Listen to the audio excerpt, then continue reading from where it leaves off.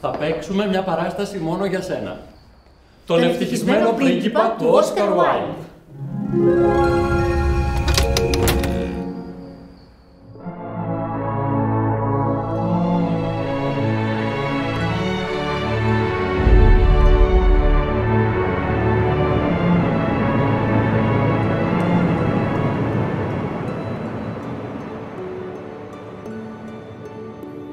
Αγαπώ σε τούτο τον κόσμο ό,τι κλαίει, γιατί μοιάζει σε μένα.